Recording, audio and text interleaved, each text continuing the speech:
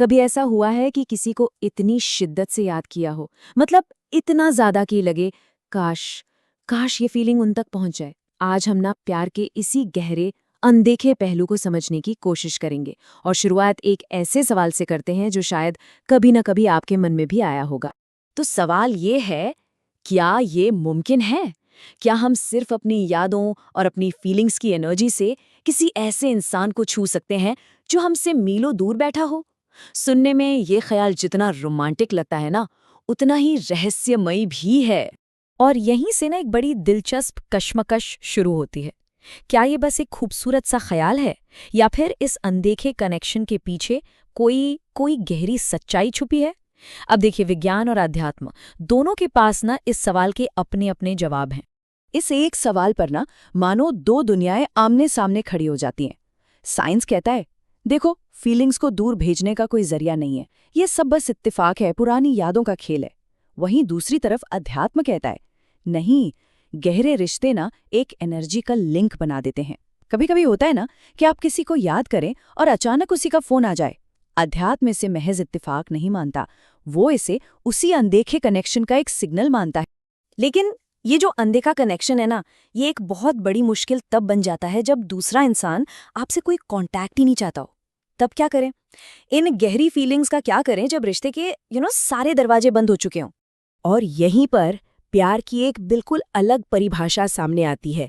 जरा ये लाइन सुनिए, अगर वो मुझे नहीं चाहती तो ठीक है, लेकिन मैं प्यार करता हूं, ये मेरी भावनाएं हैं।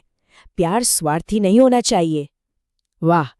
मतलब ये सोच कि सच्चा प्यार किसी को हासिल करने के बारे में है ही नहीं, बल्कि बस उसकी खुशी चाहने के बारे में है, भले ही वो आपके साथ हो या ना हो।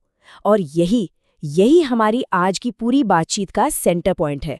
तो फिर एक सवाल मन में आता है कि भाई, अगर प्यार इतना ही गहरा था तो फिर रिश्ते खत्म ही क्यों जाते हैं?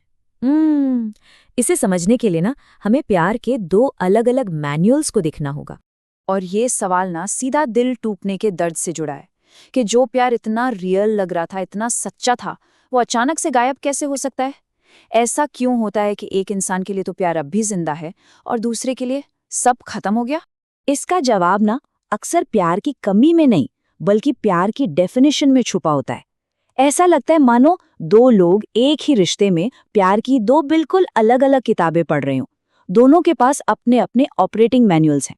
तो ये है वो दो मैनुअल्स। एक तरफ है आध्यात्मिक आदर्श वाला प्यार। ये अनकंडीशनल होता है, मतलब बिना किसी शर्त के। ये एकता और समर्पण पर टिका है। ये एक ऐसी फीलिंग है जो कभी नहीं बदलती। और दूसरी तरफ है रिश्ते का अभ्यास वाला प्यार। ये बहुत प्रैक्टिकल है, जो रोज के एफर्ट्स, आपकी पार्टनरशिप पर डिपेंड करता है। ये एक ऐसी फीलिंग है जिसे लगातार मेंटेन करना पड़ता है, सींचना पड़ता है। और बस यहीं से सारा कन्फ्लिक्ट शुरू होता है। तो जब ये दो अलग अलग मैनुअल आपस में टकराते हैं तो एक रिश्ता टूटता कैसे है? चलिए इसे समझते हैं। देखिए, जो इंसान आध्यात्मिक मैनुअल से प्यार को देखता है ना, उसके लिए ये बात पत्थर की लकीर है। प्यार वो एहसास नहीं है जो बदल सके। मतलब उनके लिए अगर प्यार सच्चा था तो वो हमेशा रहेगा, चाहे बाहर के हालात कुछ भी हो जाएं।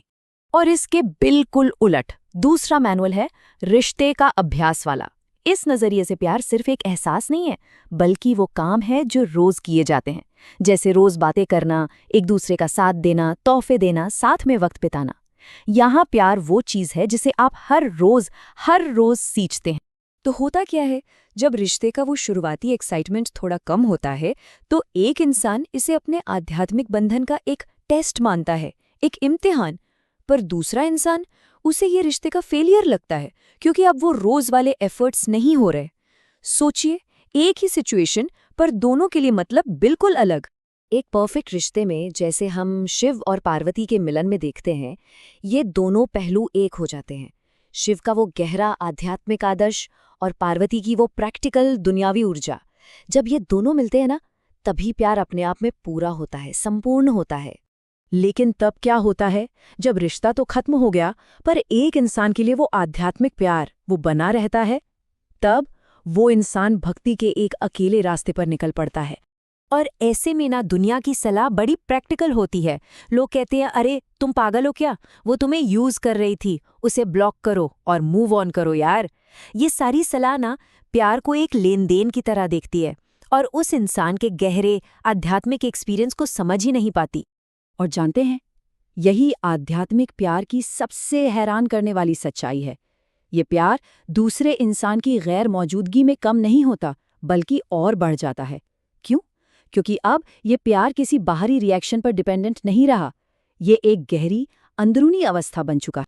तो ये जो एक्सपीरियंस है, ये कोई कमजोरी नहीं है, बल्कि एक बहुत गहरी आध्यात्मिक क्षमता है। इसी को भक्ति या अगापे कहते हैं।